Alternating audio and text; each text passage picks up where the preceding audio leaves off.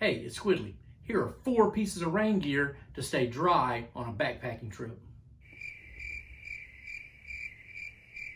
For the purposes of this video, I'm excluding rain gear, which these are my Frog Togs, and not wearing cotton because cotton is useless once it gets wet. And of course, I'm wearing all cotton right now, but I'm not on a backpacking trip, so it doesn't count. The first piece of gear is an umbrella.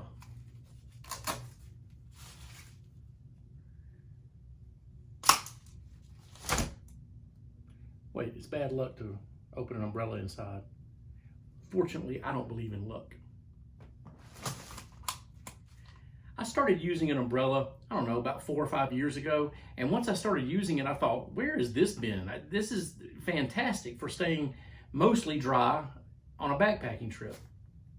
Of course, it doesn't do much for keeping your legs dry, but the morale boost for keeping the water off your head, out of your face, and off of most of your upper body, you just can't put a value on.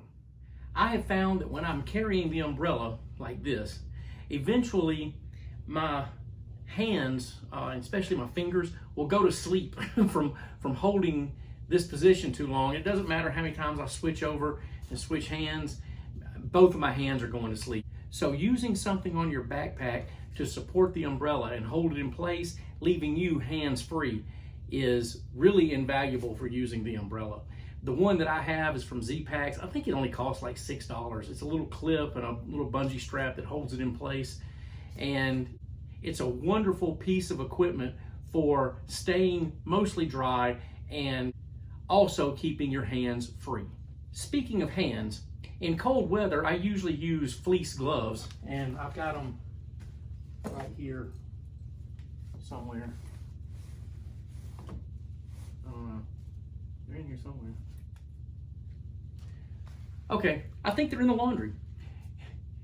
But fleece gloves, even though they're fleece, when they get wet, they don't do a whole lot for keeping you very warm. And they get so wet that you can just wring out water from them, even though the fleece is supposed to be hydrophobic. And I just sort of figured out that I needed something over the gloves in order to keep the gloves dry where they would actually keep my hands warm. And I'm the sort of person, I don't know if this is any kind of actual trait, I don't understand, but if my hands get really cold, then I'm just cold, and cold and wet is a little bit miserable. So what I started doing is I got on Amazon and I ordered a pair of these nitrile chemical gloves, and I wear these over my fleece gloves so that if I'm hiking in the rain, it does wonders for keeping my hands warm because it keeps my gloves dry. And as far as the chemical gloves go, highly recommend. When I wear them, I pull my sleeve down over the glove so that I'm less likely to get runoff going down in the glove. The third piece of gear is a pack liner. Now this one is a trash compactor bag, and I've actually been using this one for about a year now. So they really last. They're durable, and even though my backpack is highly water resistant, it's not fully waterproof. And so in order to keep the things in my pack that it's critical to keep them dry, in order to accomplish that, you've got to use some kind of liner.